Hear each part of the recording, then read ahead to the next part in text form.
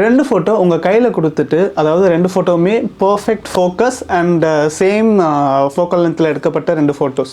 அந்த ரெண்டு ஃபோட்டோஸ் உங்கள் கையில் கொடுத்துட்டு, இது ரெண்டுத்தில் எது ஷார்ப்பான ஃபோட்டோ அப்படின்னு கம்பேர் பண்ணி சொல்லுங்கள் அப்படின்னா நீங்கள் அதை எப்படி பண்ணுவீங்க?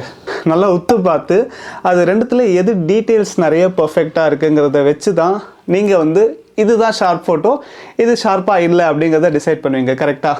So yes, so sharpness depends on the details present in a photo. So இதை இன்னும் கொஞ்சம் ரிவர்ஸ் இன்ஜினியரிங் பண்ணி the most important and first feature for a sharp photo அது என்ன நம்ம தெரிஞ்சுக்க போகிறோம். ஸோ சேனலுக்கு புதுசாக இருந்தீங்கன்னா welcome to the tribe, or நீங்கள் ஆல்ரெடி ட்ரைபில் இருக்கீங்கன்னா இன்றைக்கி ஒரு இன்ட்ரெஸ்டிங் வீடியோ தான். ஸோ ஆரம்பிக்கலாமா? இப்போ இந்த ரெண்டு ஃபோட்டோவை பாருங்கள். ஸோ உங்களுக்காக நான் இந்த ரெண்டு ஃபோட்டோஸையும் ஜூம் பண்ணியும் காட்டுறேன், ஸோ தட் நீங்கள் டீட்டெயில்ஸை கிளியராக அப்சர்வ் பண்ண முடியும். ஸோ இப்போ பார்த்துட்டு இந்த ரெண்டு ஃபோட்டோவில் எது ஷார்ப்பாக இருக்குது, உங்களோட left side or right side எது ஷார்ப்பாக இருக்குதுன்னு கமெண்ட்ஸில் சொல்லுங்கள். ஸோ மோஸ்ட்லி எல்லோரும் ரைட் சைடில் இருக்கிறது தான் ஷார்ப்பாக இருக்குதுன்னு சொல்லியிருப்பீங்க கமெண்ட்ஸில். ஸோ அதுக்கு ரீசன் நான் இப்போ ஜூம் பண்ணி காட்டினப்போ லெஃப்ட் சைடில் இருக்கிறத விட ரைட் சைடில் டீட்டெயில்ஸ் ஜாஸ்தியாக இருந்துச்சு. ஸோ டீட்டெயில்ஸ் ஜாஸ்தியாக இருந்ததால் லெஃப்ட் சைடு இமேஜோட ரைட் சைடு இமேஜ் ஷார்ப்பாக இருந்துச்சு. ஸோ டீட்டெயில்ஸ் ஜாஸ்தியாக இருக்கிறதுக்கு மெயின் ரீசன் என்னன்னு நினைக்கிறீங்க? So if you have seen my basic photography course, அந்த 30 minutes கோர்ஸ் ஒரு வீடியோ போட்டிருந்தேன். ஸோ அந்த வீடியோ பார்த்துருந்தீங்கன்னா டீட்டெயில்ஸ் அஃபெக்ட் பண்ணுற முக்கியமான விஷயம் என்னன்னு உங்களுக்கு தெரிஞ்சிருக்கும். இஃப் நீங்கள் அந்த வீடியோ பார்க்கலன்னா நான் இங்கே லிங்க் கொடுக்குறேன், செக் பண்ணி பாருங்கள். ஸோ டீட்டெயில்ஸை அஃபெக்ட் பண்ணுற ஒரு மெயினான விஷயம் என்ன? ISO. ஸோ ISO இன்க்ரீஸ் பண்ண you will have grains and your details is affected. So இன்னும் நம்ம ரிவர்ஸ் இன்ஜினியரிங் பண்ணுவோமே. ISOவை நீங்கள் எதுக்காக இன்க்ரீஸ் பண்ண போகிறீங்க? when there is not enough light. அப்பேச்சரை வைடாக்கியும் ஷட்டர் ஸ்பீடை கம்மி பண்ணியும் உங்களால் லைட்டை கொண்டு போகிற முடியல, அப்போ நீங்கள் இனஃப் லைட் இல்லை, ஸோ ISO இன்க்ரீஸ் பண்ணுறீங்க. கரெக்டாக? ஸோ இப்போ நம்ம எங்கே ஆரம்பித்தோம்? ஷார்ப்னஸில் ஆரம்பித்து டீட்டெயில்ஸ்க்கு ISOவுக்கு கடைசியில் எங்கே முடிச்சிருக்கோம்? Light. Yes guys, the first and the most important feature to capture a sharp image, light. So light is everything. ஃபோட்டோகிராஃபினாலே லைட்டு தான். ஸோ ஷார்ப்பான ஒரு நல்ல இமேஜ் நீங்கள் எடுக்கணும்னா அதுக்கு மெயினாக ஃபஸ்ட்டு தேவைப்படுற ஒரு முக்கியமான விஷயம் தேவையான அளவு லைட். ஸோ இந்த ரெண்டு இமேஜஸ்லையுமே நான் அப்பேச்சர் அண்ட் ஷட்டர் ஸ்பீடை சேமாக வச்சுட்டு ISOவை மட்டும் ஆட்டோவில் வச்சு எடுத்தேன். ஸோ லெஃப்ட்டில் இருக்கிற இந்த இமேஜ் ஆர்டிஃபிஷியல் லைட் இல்லாமல் எடுக்கப்பட்ட இமேஜ், வைல் ரைட்டில் இருக்கிற இந்த இமேஜ் ஆர்டிஃபிஷியல் லைட்டோடு எடுக்கப்பட்ட இமேஜ். ஸோ லெஃப்ட்டில் இருக்கிற இமேஜோட ISO இந்த அளவுக்கு ஹையாக போயிருக்கு, வைல் ஆர்டிஃபிஷியல் லைட் யூஸ் பண்ணப்போ நம்ம ISO ரொம்பவே கம்மியாக இருந்திருக்கு. ஸோ அதனால் லெஃப்ட் சைடில் ISO ஹையாக போனதால் டீட்டெயில்ஸ் உடஞ்சிருக்கு, ஷார்ப்னஸ் குறைஞ்சிருக்கு. ரைட் சைடில் லைட்டு நம்ம எஃபெக்டிவாக கொடுத்ததால் ISO கம்மியாக மெயின்டைன் ஆனதால் டீட்டெயில்ஸ் உடையலை, so sharpness is maintained. So இதுலேருந்து என்ன தெரியுது? Light, ISO, details, sharpness. Light is indirectly affecting the sharpness of your image. So எங்கே நீங்கள் ஃபோட்டோ எடுத்தாலும் சரி, தேவையான அளவு லைட் இருக்கான்னு செக் பண்ணி எடுங்க. அதுதான் first main thing to capture a sharp image. Moving on to the second point, which is also light, but இந்த டைம் டைரக்ஷனல் லைட்.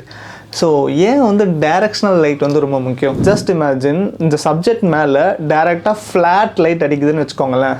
எப்படி இருக்கும் அந்த image? there will be no contrast. So கான்ட்ராஸ்ட்னா என்ன? ஷேடோஸ்க்கும் ஹைலைட்க்கும் உள்ள அந்த ஒரு கிராஜுவல் சேஞ்ச் தான் கான்ட்ராஸ்ட் சொல்லுவாங்க இல்லையா?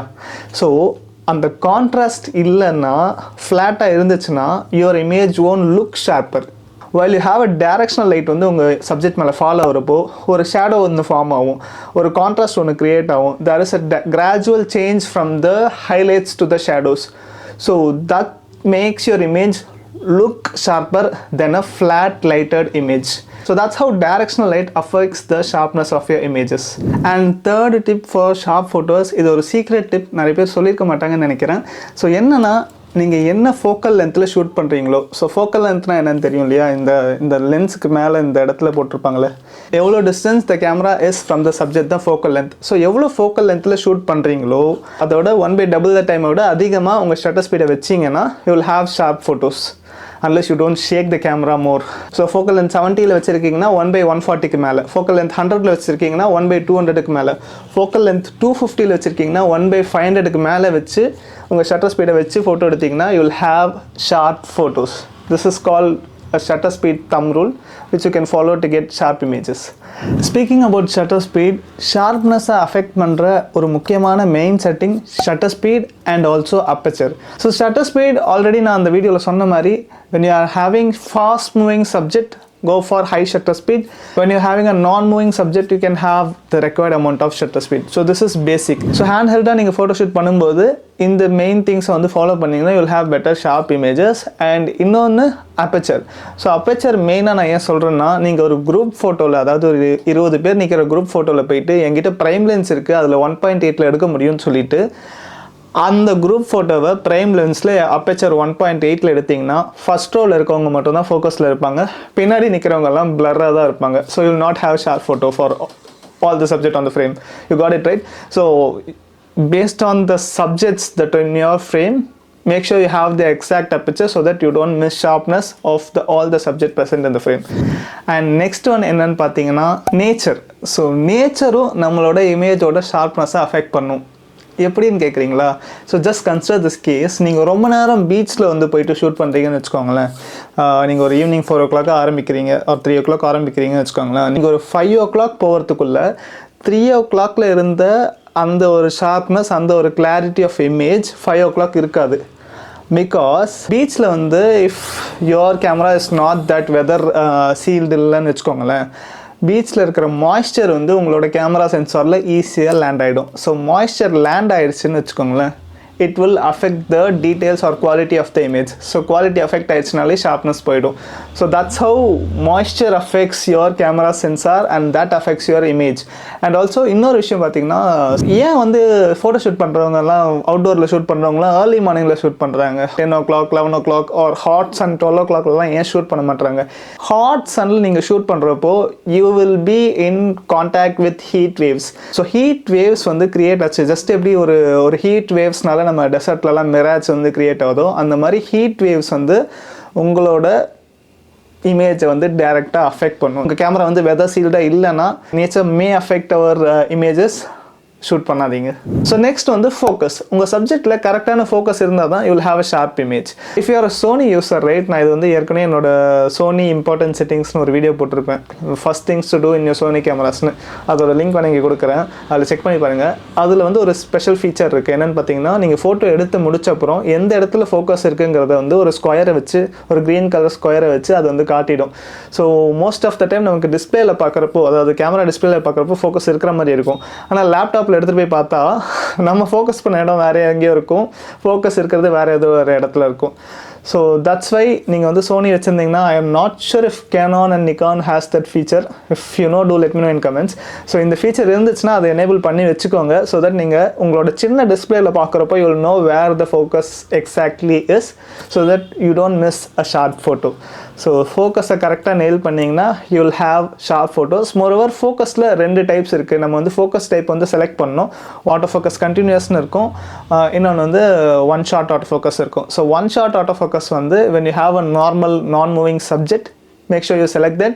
When you have a moving bird, car, something that is continuously moving, then make sure you select autofocus continuous so that your images are sharp. So next thing, அதாவது sharpness affect பண்ணுற ஒரு main thing என்னன்னு பார்த்தீங்கன்னா stability. So எந்த அளவுக்கு நீங்கள் வந்து ஸ்டேபிளாக உங்கள் கேமராவை ஹோல்ட் பண்ணுறீங்களோ, லைக் மூவிங் ஆப்ஜெக்ட்ஸ்க்கெலாம் நீங்கள் ட்ரைபாட் யூஸ் பண்ணலாம், ஆர் ஹேண்ட் ஹெல்டு தான் யூஸ் பண்ண போகிறீங்க, வேறு ஆப்ஷன் இல்லை, ட்ரைபாட் யூஸ் பண்ண முடியாதுங்கிற கேசஸில் வந்து எந்த அளவுக்கு you have more stable hands, that is also going to affect the sharpness of the image. So just imagine in the LCD display வந்ததுக்கு அப்புறம், like tilting display எல்லாம் வந்ததுக்கு அப்புறம் most of the people have moved to using LCD display all the time. என்னதான் வந்து நம்மளோட view finder வந்து ஆக்சசபிளாக இருந்தாலும் most of the photographers have switched to LCD display. But நானுமே கொஞ்சம் மாறிட்டேன். நான் வந்து இதுன்னு சொல்ல வரல, நானுமே கொஞ்சம் வந்து ஆஸ் இட் இஸ் ஒரு பாயிண்ட்ல வந்து நம்ம கீழே குனிஞ்சு எடுக்கிறத விட இப்படி டிஸ்பிளே கீழே வச்சு இப்படி பார்த்துட்டே எடுக்கிறது ஈஸியாக இருக்குன்னா எல்லாரும் அதை தான் பண்ண ட்ரை பண்ணுவாங்க கரெக்டாக. பட் அந்த மாதிரி சிச்சுவேஷன்ஸில் ஜஸ்ட் இமேஜின் பண்ணிக்கோங்க, நீங்கள் உங்களோட வியூ ஃபைண்டரை கண்ணில் வச்சு எடுக்கிறப்போ எந்த அளவுக்கு ஒரு ஸ்டெபிலிட்டி கொடுக்குறீங்கன்னு யோசிச்சு பாருங்கள். It is directly hitting on your face and your hands are, both your hands are ரொம்ப காம்பேக்டாக உங்கள் கேமராவை க்ளோஸாக உங்கள் ஃபேஸோட டச் பண்ணி பிடிச்சிருக்கிறதால there is very less probability that you will have a shake. while அதே டைம் இந்த இமேஜையே நான் இப்படி தூக்கி கீழே குனிஞ்சு ஃபோட்டோ எடுக்கணுமே, மேலே ஏஞ்சி ஃபோட்டோ எடுக்கணுமேனு யோசிச்சுட்டு இப்படி கீழே வச்சுட்டு இப்படி கையை வச்சு கீழே வச்சு டிஸ்பிளேயில் பார்த்து ஃபோட்டோ எடுக்கிறேன்னு வச்சுக்கோங்களேன், there is no hold for the camera. நம்ம ரெண்டு கை தவிர it is not hitting any surface. So கண்டிப்பாக there is a probability that you will have a shake. So maximum எப்போல்லாம் வந்து வியூ ஃபைண்டர் யூஸ் பண்ணி ஃபோட்டோ எடுக்க முடியுமோ அப்போ கண்டிப்பாக வியூ ஃபைண்டர் வச்சு ஃபோட்டோ எடுங்க instead of the LED display or LCD display. So that will help you to nail your focus. And இன்னொரு மெயின் திங், கையில் பிடிக்கிறது கூட நீங்கள் வந்து கேமராவை நல்லா ஃப்ரீயாக அப்படி பிடிச்சி கிளிக் கிளிக் கிளிக் அப்படின்னு ஃபோட்டோ எடுக்கிறத விட உங்கள் ஹேண்ட்ஸை வந்து டகின் பண்ணிட்டு tuck in in the sense tuck to your body. So இப்படி டக் பண்ணி ஃபோட்டோ எடுக்கிறப்போ you will have less shakes. So உங்கள் கேமராவோட ஹேண்ட்லிங் பொசிஷனை வச்சு கூட you can avoid shake so that your image is sharp. So இது மட்டும் இல்லை, நம்ம lenses, so most of the லென்சஸில் வந்து இந்த ஸ்டெபிளைசர்னு ஒரு ஆப்ஷன் இருக்கும் பார்த்தீங்களா. இந்த மாதிரி லென்சஸில் வந்து உங்ககிட்ட இருக்கிற லென்சஸில் ஸ்டெபிளைசர் ஆப்ஷன் இருந்துச்சுன்னா அதை எனேபிள் பண்ணிக்கோங்க. That will also help to have sharp images. And இன்னொரு main thing, mechanical shutters. So most of the கேமராஸில் இப்போ வந்து நீங்கள் mechanical and electronic shutter use பண்ணுறோம். ஸோ மெக்கானிக்கல் ஷட்டர் யூஸ் பண்ணுறப்போ நீங்கள் வந்து இன்கேஸ் ஸ்லோ ஷட்டர் இமேஜஸ் எடுக்கிறீங்கன்னு வச்சுக்கோங்களேன், லைட் இல்லை அதனால் 1/30 40 எடுக்கிறீங்கன்னா, அப்போ மெக்கானிக்கல் ஷட்டர் யூஸ் பண்ணுறதை விட எலக்ட்ரானிக் ஷட்டர் யூஸ் பண்ணிங்கன்னா தட் அந்த யூ காட் இட் ரைட், அந்த ஷேக்கையும் நீங்கள் அவாய்ட் பண்ணலாம். ஸோ எஸ் டைப் இந்த வீடியோட எண்டுக்கு வந்துட்டோம். ஸோ ஷார்ப் ஃபோட்டோஸ் எடுக்கிறதுக்கு முக்கியமான ஏதாச்சும் பாயிண்ட் நான் மிஸ் பண்ணியிருந்தேன்னு நீங்கள் நினச்சிங்கன்னா கமெண்ட்ஸில் போடுங்க, நான் அதை வந்து பின் பண்ணி வைக்கிறேன். ஸோ தட் நான் மிஸ் பண்ண பாயிண்ட்ஸை வந்து நம்ம சப்ஸ்கிரைபர்ஸ் கமெண்ட்ஸில் பார்த்து தெரிஞ்சுக்கிட்டோம். சேனலுக்கு புதுசாக இருந்தீங்கன்னா சப்ஸ்கிரைப் பண்ணி ட்ரைபில் சேர்ந்துக்கோங்க. இந்த வீடியோ உங்களுக்கு பிடிச்சிருந்தா லைக் பண்ணிவிட்டு நோட்டிஃபிகேஷன்ஸ் எனேபிள் பண்ணிக்கோங்க. ஸோ இன்னொரு வீடியோவில் உங்களை வந்து பார்க்குறேன். until then, bye bye.